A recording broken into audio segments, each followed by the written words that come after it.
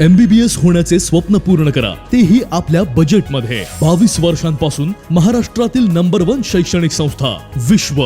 MBBS, MD, MS, FCPS, BMS महाराष्ट्रात, कर्नाटकात तसेच विदेशात प्रवेशासाठी आजच संपर्क साधा. भारत सरकारच्या नवीन कायद्यानुसार MBBS भारतात शिका अथवा विदेशात शिका. आता प्रॅक्टिस करण्यासाठी नेक्स्ट एक्झाम सर्वांनाच द्यावी लागणार आहे. चला तर मग विश्वतर्फे विदेशात MBBS शिकायला. नीट नॉट एलिजिबल सुद्धा आता MBBS करू शकतात. नीट रिपीट करण्याची गरज नाही. आजच विदेशात MBBS साठी प्रवेश घ्या. Shri Dnyaneshwar Bhasme sir, Pramod sir, Prashant sir, Prathamesh sir, Prasad sir यांच्या मार्गदर्शनाखाली आजच आपले डॉक्टर होण्याचे स्वप्न पूर्ण करा.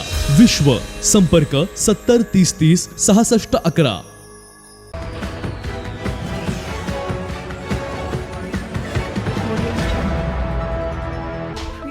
खासदार श्रीमंत छत्रपती उदयनराजे भोसले म्हणाले, माझे जिरवून समाधान होणार असेल तर जिरवा, परंतु गोरगरीब शेतकऱ्यांची जिरवू नका. मेहरबानगी करा, माझी नका जिरवू. तुमच्या कोणाचा मी दुश्मन नाही. हात जोडून विनंती करतो, ही बँक गोरगरीब सभासदांची आहे. शेतकऱ्यांच्या वतीने विनंती करतो, माझे जिरवून समाधान होणार असेल तर जिरवा, परंतु गोरगरीब शेतकऱ्यांची जिरवू नका. असं वक्तव्य खासदार श्रीमंत छत्रपती उदयनराजे भोसले यांनी केलेलं आहे.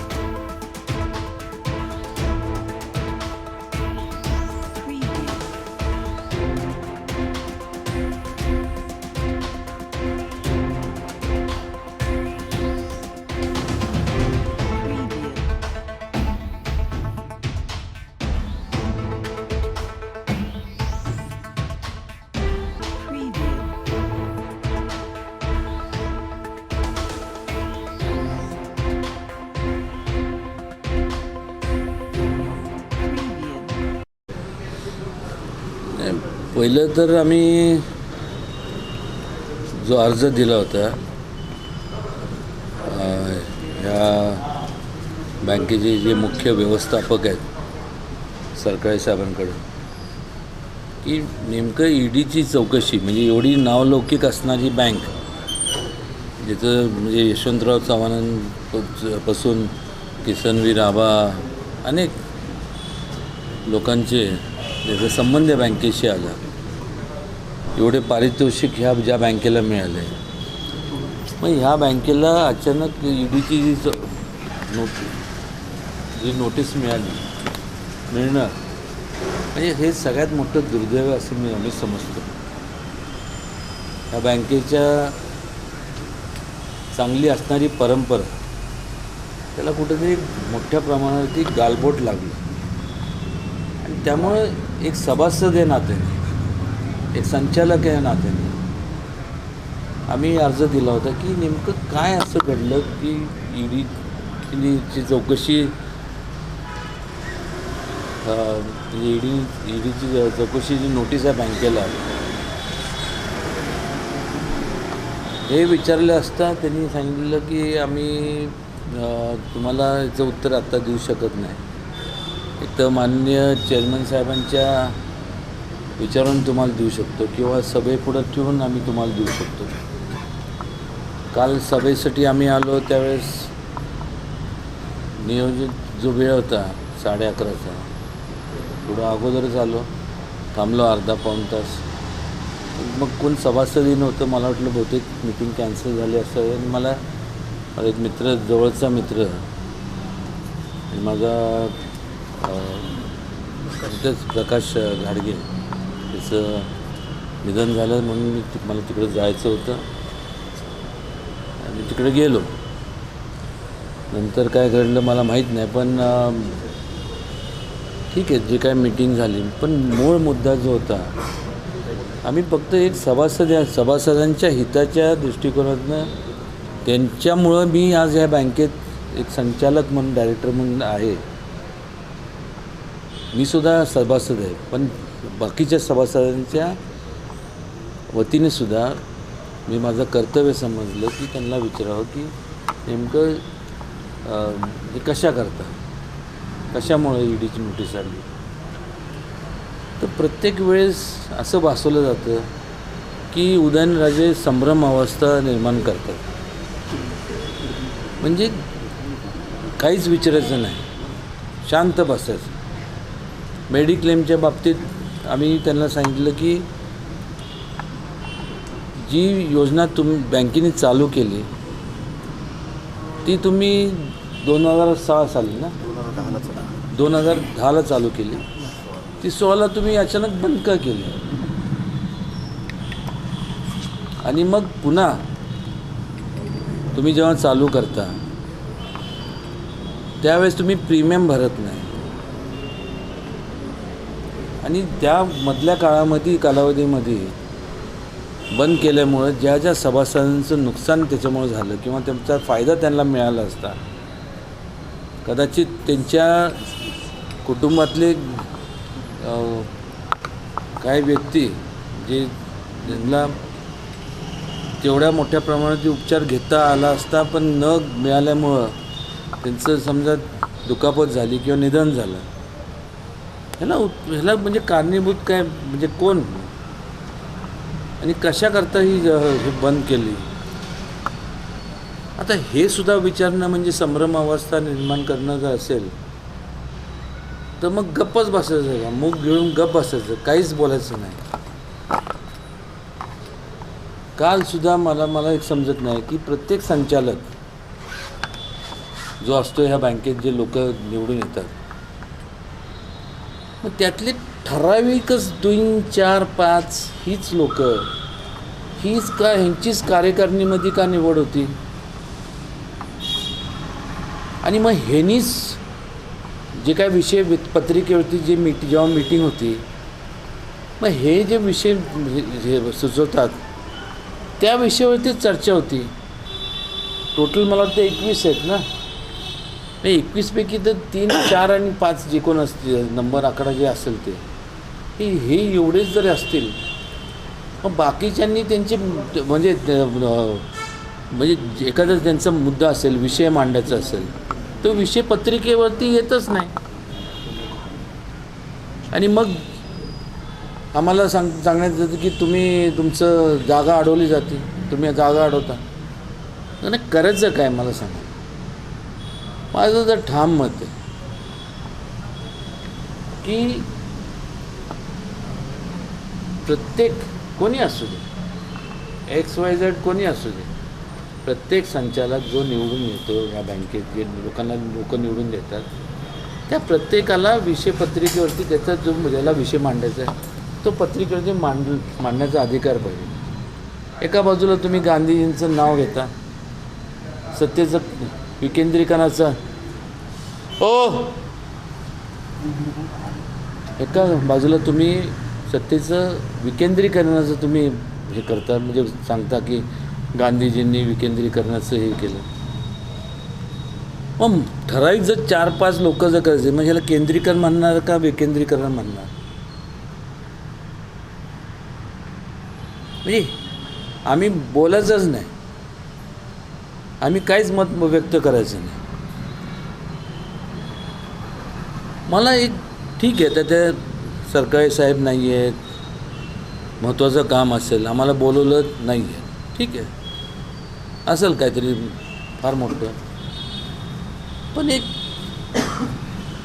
सोप्पा प्रश्न म्हणजे मला जे कॉमन सेन्सला ज्या पद्धतीने मला एक प्रश्न म्हणण्यापेक्षा जो सारखं माझ्या मनाला मला वाटतं की ही सातारा जिल्हा बँक जी आहे, DCC बँक, ही ॲपेक्स बँक आहे, जिल्ह्याची मेन बँक आहे. आणि जे प्रत्येक सहकारी संस्था आहेत किंवा जे सभासद आहे या बँकेचे, या ज्या संस्था आहेत, या ज्या कारखाने असतील किंवा बाकीच्या संस्था असतील, ह्या सगळ्यांना सहकार्य म्हणून करणारी ही बँक आहे. मग जरंडेश्वर जो कारखाना आहे तो या जिल्ह्यातला कारखाना नाही असं म्हणायचं आहे का?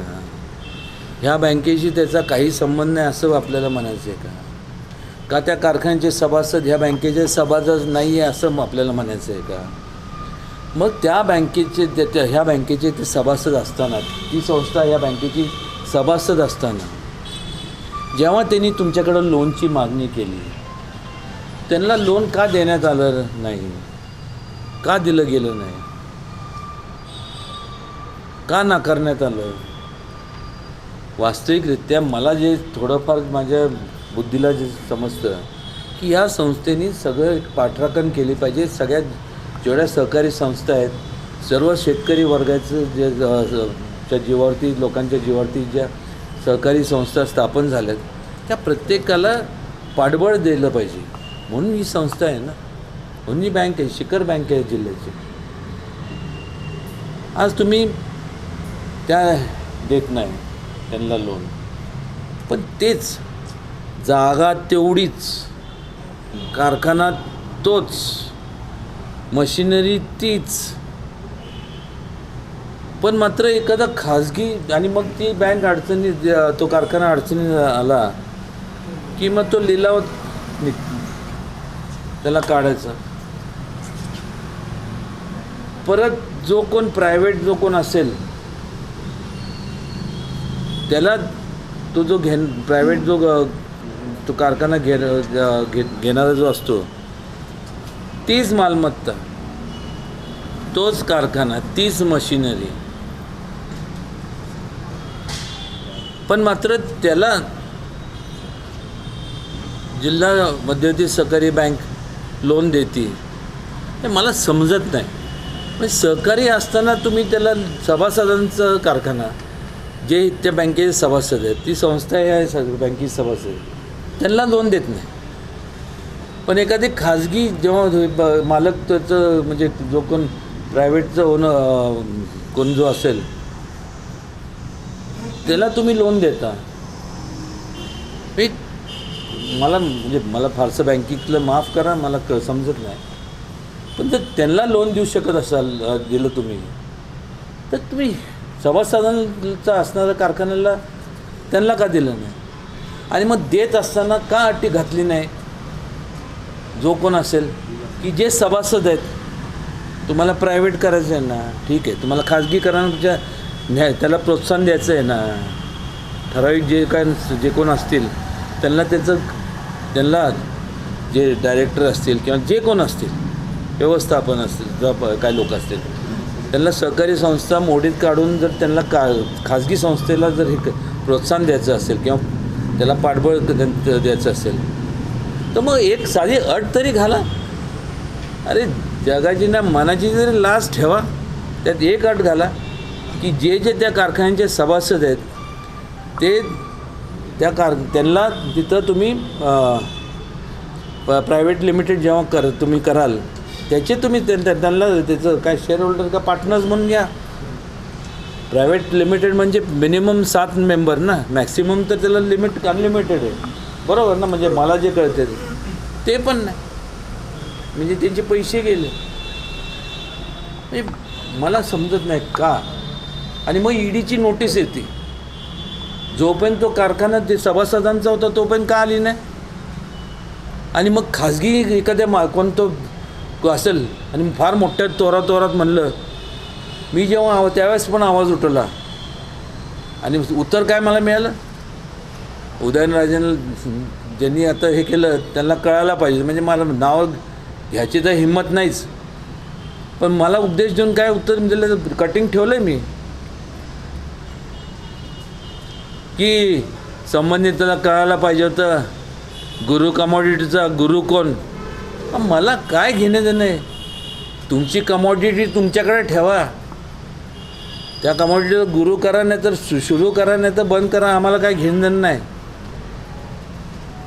पण आज त्या कमॉडिटी ह्या गुरुमुळं ह्या कारखान्याला गालबोट लागला ना. आम्ही हे सुद्धा विचारायचं नाही. एक सभासद संचालक सोडून द्या. एक सभासद म्हणून कोणी पण विचारणं.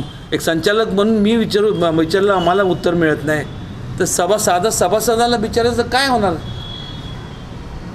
म्हणजे त्यांनी बँकेत यायचंच नाही. ज्या सभासदांच्या जोरावर त्यांच्या पैशावर ही बँक स्थापन झाली, ज्यांच्यामुळं आमच्यासारखे अनेक लोक ह्या बँकेत डायरेक्टर म्हणून हे लोक निवडून देतात. त्यांच्यापैकी काय चेअरमन होतात, काय व्हाईस चेअरमन होतात, ते सोयीप्रमाणे विसरून जातात. बँकेत हुकुमशाही आणि एकाधिकारशाही आहे का? मला तुमच्या प्रश्न उत्तर चाललेला नाही आहे इथं. मी जे बोलतो ते ऐकून घ्या, त्यातनं बोध घ्या. मी मगाशीच सांगितलं सत्तेचं विकेंद्रीकरण केलं पाहिजे. हीच पंचायत राजची भूमिका ह्यांनी मांडली होती ना गांधीजींनी.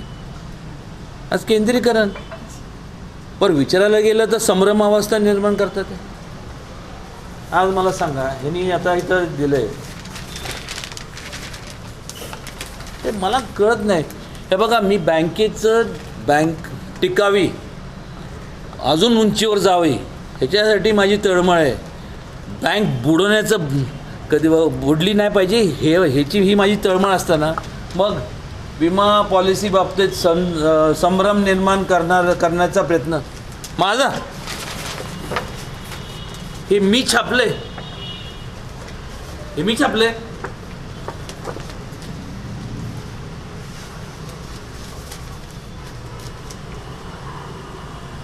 काय लिहिलं इथं पकडा. काय लिहिलं इथं वाचा जरा. इथं जिल्हा बँकेचे संचालक मंडळाने शेतकरी सभासदांनी घेतलेल्या मतपूर्ण निर्णय. नियमित परतफेड करणाऱ्या शेतकरी सभासदांना आजारासाठी माहे जुलै 2021 पासून शेतकरी ग्रुप मेडिकल इन्शुरन्स योजना सुरू करणार. योजनेअंतर्गत आजारापासून 1 लाखापर्यंत हॉस्पिटल खर्च मिळण्याची सोय असेल. मोतीबिंदू, कॅन्सर, एन्जिओग्राफी, एन्जिओप्लास्टी, कोरोना इत्यादी गंभीर व विशेष आजाराचा समावेश या योजनेमध्ये असणार आहे. कर्जदार शेतकरी सभासद व कुटुंबातील एक वारसांचा योजनेमध्ये समावेश असणार आहे. 30 जून 2021 अखेर नियमित कर्ज परतफेड करणारे शेतकरी सभासद योजनेस पात्र राहतील. थकबाकीदार शेतकरी सभासद यांनीही 30 जून 2021 पर्यंत थकबाकी भरल्यास योजनेस पात्र राहतील. ही जे दिले ना पात्र राहतील 30 जून. लोकांनी त्यांच्या घरातलं जे दागिने किडूक मिडूक सगळं घाण ठेवून सगळे पैसे भरले. आणि शेवटचं वाचा. एक मिनिट शेवटचं वाचा. थकबाकीदार सभासदांना मेडिक्लेम इन्शुरन्स योजनेचा लाभ मिळणार नाही. बरोबर.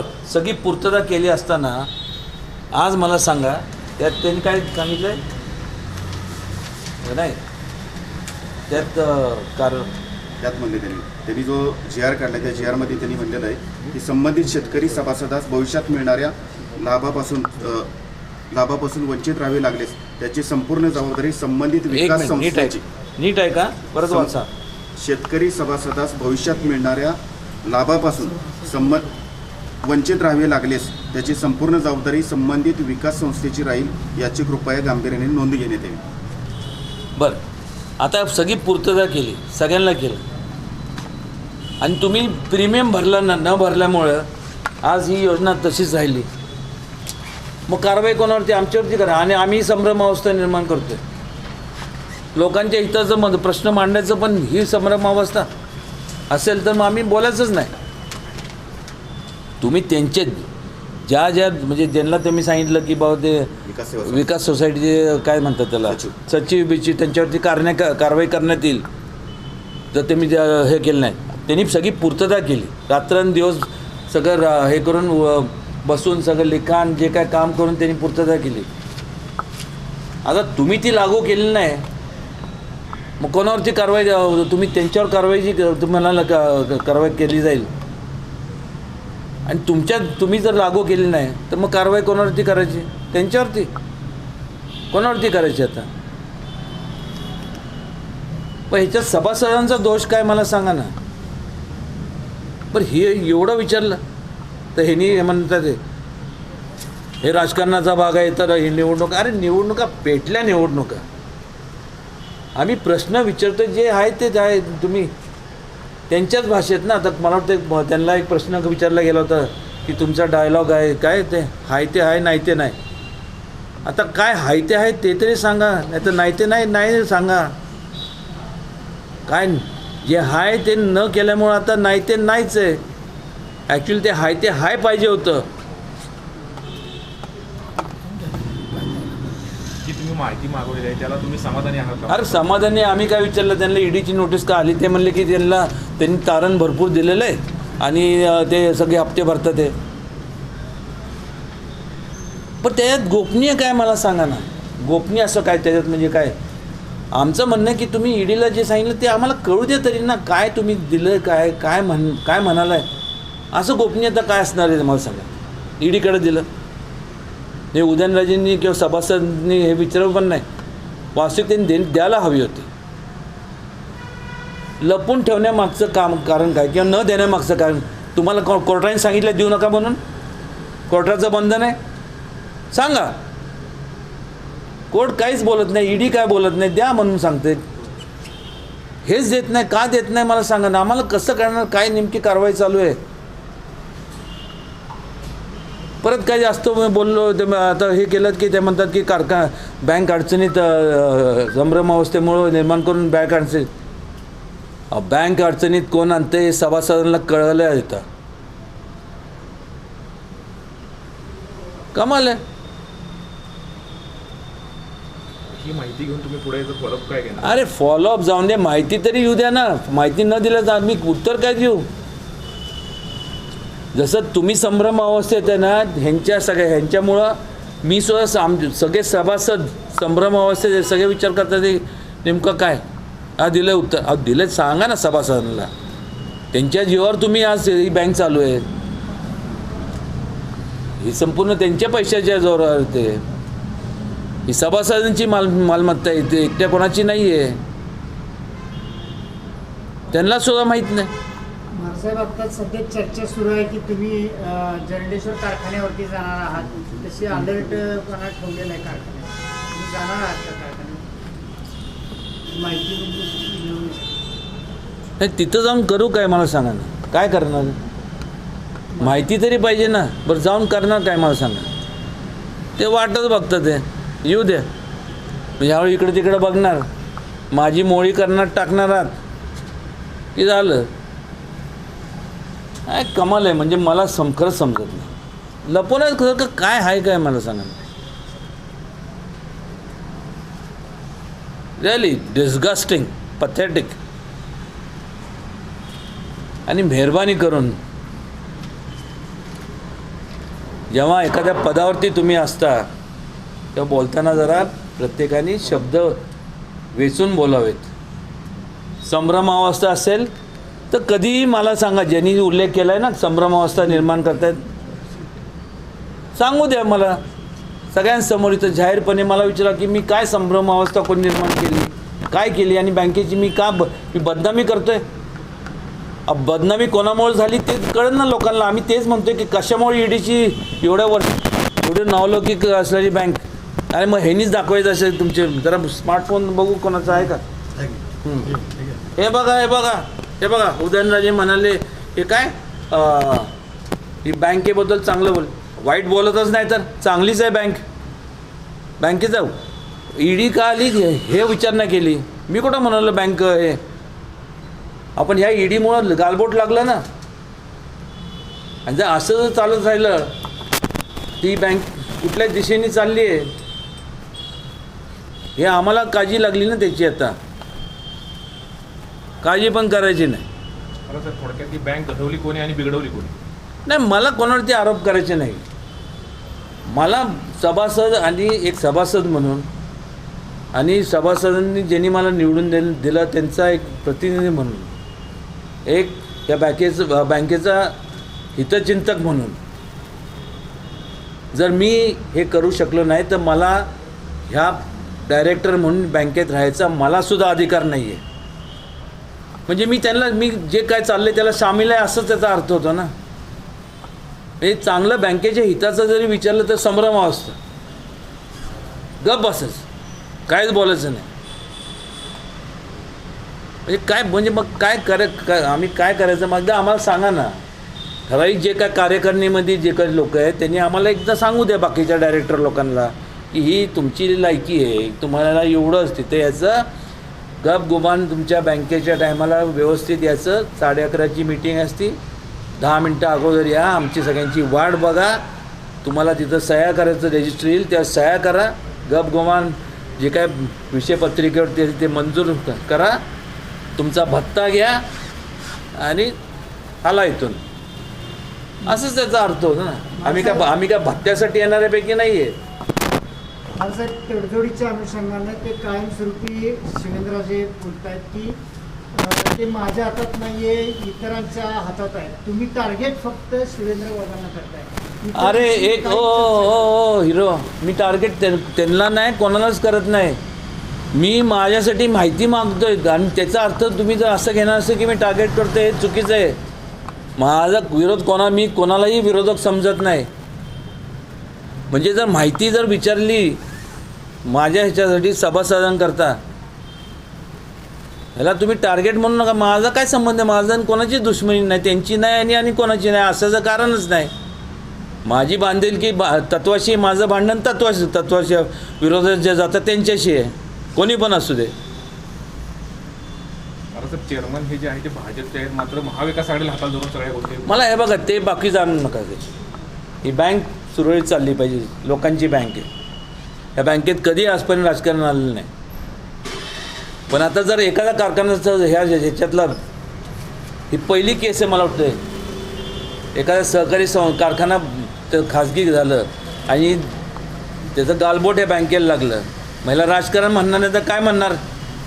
तुम्हाला पॅनलमध्ये घ्यायचं का नाही, तुम्हाला पॅनलमध्ये घ्यायचं का नाही घ्यायचं याचा निर्णय पवार साहेबांचा आहे असं शिवराजांनी सांगितलं. तुम्ही ह्याच्याबद्दल काय तुमची चर्चा झाली का अशा पॅनलच्या? पॅनल म्हणजे काय? आता ही जे पॅनल जे आहे कसलं पॅनल म्हणजे मला माहीत नाही. कसं आघाडीचं जे पॅनल आहे तर शिवेंद्र बाबा आहे. नाही मला माहीत नाही कोण आहे का नाही, पण पॅनल म्हणजे काय? हे सगळेजण कसलं पॅनल? आता ही महाविकास आघाडीने जे पॅनल केलेलं आहे महाविकास आघाडीने, त्यामध्ये तुम्हाला घ्यायचं का नाही घ्यायचं हा निर्णय पवार साहेबांचा आहे असं शिवेंद्रराजांनी सांगितलं. नाही पण पॅनल कसलं पॅनल? ग्लासचं पॅनल असं, लाकडाचं पॅनल असतं, कसलं पॅनल काय? इतर माझं पहिल्यापासून म्हणणं आहे जिल्ह्याची बँक आहे. प्रत्येक जिल्ह्याच्या बँकेचे किंवा जिल्ह्यातले विषय किती जरी मतभेद जरी असले तर त्या जिल्ह्यातले लोकांनी त्याच्यावर निर्णय घ्यावा, असा किंवा तसा. आणि जर दुसऱ्या जिल्ह्यातल्या लोकांना तुम्हाला निर्णय घेता येत नसतील आणि दुसऱ्या जिल्ह्यातल्या लोकांनी जर आपल्या जिल्ह्यातला निर्णय घ्यायचा असेल तर शेवटी मग कर्तबगारीचा प्रश्न पडतो.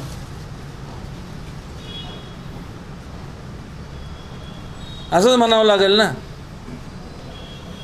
म्हणजे आम्ही हे पेलू शकत नाही, आम्हाला टेकू लागतो असं म्हणणाऱ्यापैकी मी नाही. या जिल्ह्यात बरेच लोक आहेत. तर तुम्हाला जर इतर लोकांचा टेकू घ्यावंसं वाटत असेल, इतर जिल्ह्यावरती अवलंबून राहायचं, तर माफ करा, जिल्हा एवढा बुजदिल जिल्हा नाही. या जिल्ह्यांनी स्वातंत्र्याची चळवळ, सत्यशोधक चळवळ, स्त्रियांच्या शिक्षणाची चळवळ, अनेक चळवळी, पत्री सरकार या जिल्ह्यात जन्माला आल्या. या भूमीत या जिल्ह्यांनी इतर जिल्ह्यांना आणि महाराष्ट्राला नाही तर देशाला दिशा देण्याचं काम केलं. नसल जमत बाजूला व्हा. अनेक लोक आहेत, त्यांना तुम्ही जागा अडू नका. अनेकांना जागा मोकळी करून द्या. चांगले लोक, चांगले म्हणण्यापेक्षा जे स्वतः या जिल्ह्यातले लोक जे आहेत, जे निर्णय जिल्ह्यासाठी घेऊ शकतील अशा लोकांना घेऊन द्या. महाराजसाहेब एकच प्रश्न महाराजसाहेब, शेतकऱ्यांच्या हितासाठी जर का तडजोडीची दारं उघडी करण्यासाठी जर त्यांनी प्रयत्न केला तर तुम्ही दारं उघडणार का? तुमचा काय निर्णय असेल? कुठली दारं उघडायची? याच्या काय निवडणुकीच्या अनुषंगाने त्यांनी जर का तडजोडीचा हात पुढे केला तर तुमची काय भूमिका राहील? नाही, तडजोड मला हा शब्द म्हणजे मला कळालंच नाही तुमचा प्रश्न. मी तुम्हाला मागाशीच सांगितलं, माझी तत्वाशी बांधिलकी.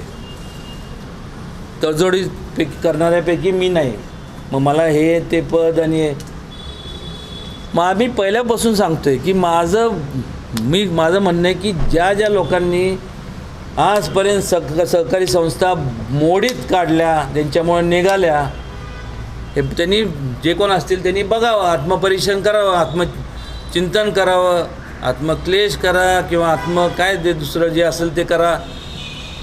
तुम्ही नका हे करू. स्वतःची नाही, स्वतःच्या मनाला विचारा. फगॅट उदयनराजे, फगॅट एव्हरीवन. स्वतःला विचारा, आरशासमोर बघून आपण हे केलं चुकीचं आहे का बरोबर आहे. आणि जर तुमच्या प्रतिबिंबाने सांगितलं हे बरोबर आहे तर ते बरोबर म्हणा, नाही तर नाही असेल, कोणाला विचारू नका. आणि ज्या दिवशी ते जे कोण असतील त्यांना त्यांच्या प्रतिबिंबाने सांगितलं की हे चुकीचं आहे, आता तुम्ही थांबलं पाहिजे, त्या दिवशी मी काही चूक केलेली नाही. मला माहीत आहे मी कधी चूक करणार, माझ्याकडनं चुका झाल्या अशातला भाग नाहीत. मी पण देव नाही आहे, पण माझ्याकडनं चुका झाल्यात, प्रत्येकाकडनं होतात.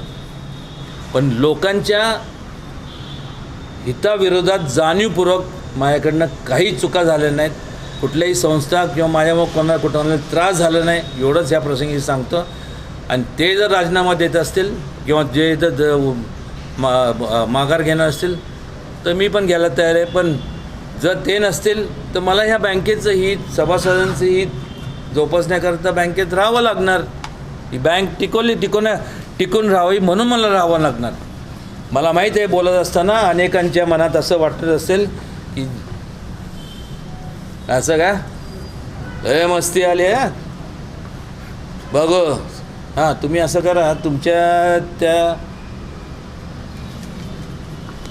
तुमच्या यादीत कुठला भाग तिकडचा का? हां, तिकडच्या तुम्ही जरा बघून घ्या, बोलून घ्या लोकांना. तुम्ही तिकडचे इकडचे टाईट करू. जिरू माझी नका जिरू. मेहरबानी करा, माझी विनंती आहे. मी तुमचा कोणाचा दुश्मन नाही आहे. हात जोडून विनंती करतो, ही बँक शेतकरी सभासदांची आहे. त्या बिचाऱ्या शेतकरी वर्गातल्या गोरगरीब सभासदांच्या वतीने विनंती करतो की ही बँक राहून द्या. तेही त्यांची संपूर्ण अर्थवाहिनी आहे. सभासदांची जिरू नका, माझी जिरवायची तर जिरवा. त्याच्यात समाधान होत असेल ना, नसेल तर एकदाशी मी आता प्रश्न विचारतो. मी ही जे करतोय, तुम्ही मगापासून म्हणतात तडजोड, माझा स्वार्थ काय याच्यात? काय माझा स्वार्थ? मी बसायला पाहिजे ना. ठीक आहे, मी आता काय बोलत नाही, हे नाही करत, हे नाही करत, चला मला घ्या पॅनलमध्ये आणि हे घ्या. ते कोण घेणार पॅनलमध्ये? मी ठरवतो कुठं जायचं. काय होईल ते होईल, त्याला याला परिणामाला मी घाबरत नसतो. पण माझं एकच म्हणणं आहे की हे करत असताना त्यातनं माझा स्वार्थ काय मला सांगा ना. मी कोणाच्या विरोधात बोलत नाही. या संबंधितांनी सगळ्यांनी समजून त्यातनं बोध घ्यावा. मी काय कोणाच्या विरोधात नाही आहे. मी हिताचं बोलतोय, शेतकऱ्यांच्या हिताचं बोलतोय. नमस्कार. ज्ञानदीप शिक्षण प्रसारक मंडळ खेड रत्नागिरी संचालित Dnyandeep college of architecture Boras, taluka Khed, जिल्हा रत्नागिरी. ज्या विद्यार्थ्यांना कोकणात राहून आर्किटेक्चर करायचे आहे त्यांना आर्किटेक्चर करण्यासाठी मोठ्या शहराकडे जाण्याची गरज नाही. कारण ज्ञानदीप विद्यासंकुल मोरवंडे बोरस, तालुका खेड, जिल्हा रत्नागिरी येथे ज्ञानदीप कॉलेज ऑफ आर्किटेक्चर सन 2021-22 पासून 40 विद्यार्थी क्षमतेसह काउन्सिल ऑफ आर्किटेक्चर दिल्ली यांची मान्यता प्राप्त झाली आहे. कोकणासारख्या निसर्गरम्य वातावरणात राहून सुंदर लाभदायी परिसरात अगदी पनवेलपासून ते गोव्यापर्यंतच्या सर्व विद्यार्थ्यांना आर्किटेक्चर बनण्याची संधी शासकीय नियमानुसार आकारलेल्या सर्व माफक फीमध्ये तसेच शासकीय शिष्यवृत्तीसुद्धा उपलब्ध करून दिली जात आहे. नव्याने सुरू झालेल्या व सर्व सोयीसुविधांनी परिपूर्ण अशा ज्ञानदीप कॉलेज ऑफ आर्किटेक्चरमध्ये शैक्षणिक वर्ष 2021-22साठी प्रवेश प्रक्रिया सुरू. आमची काही खास वैशिष्ट्ये: हमखास यशाची व निकालाची हमी, बाहेर गावाहून प्रवेशित होणाऱ्या विद्यार्थ्यांसाठी राहण्याची व जेवणाची उत्तम सोय, प्रशस्त इमारत, विद्यार्थ्यांना लागणारी सर्व साहित्य साधने, प्रशस्त ग्रंथालय व त्यामध्ये असणारी विविध प्रकाशनाची संदर्भ पुस्तके तसेच ई-लायब्ररीच्या माध्यमातून जगभरातील सर्व प्रकारची पुस्तके उपलब्ध, अनुभवी व तज्ज्ञ प्राध्यापक वर्ग, विद्यार्थ्यांना प्रात्यक्षिककरिता कन्स्ट्रक्शन यार्ड, सर्वे लॅब, सुसज्ज स्टुडिओ, ॲटोकॅड सारखे इतर सॉफ्टवेअर आणि सुविधांनी सज्ज अशी कॉम्प्युटर लॅब. चला तर मग, ज्या विद्यार्थ्यांनी इयत्ता 12वी नंतर नाटा म्हणजेच national aptitude test in architecture या परीक्षेत 70 किंवा त्याहून अधिक गुण मिळवले असतील तर कॅप राऊंडने प्रवेश घेताना ज्ञानदीप कॉलेज ऑफ आर्किटेक्चरचा इन्स्टिट्यूट कोड 3524 प्राधान्याने भरून आपला प्रवेश निश्चित करा. संपर्कासाठी 70 57 96 31 27 80 87 29 11 45 80 87 29 11 25 90 11 76 31 68 या क्रमांकावरती आजच संपर्क साधा. धन्यवाद.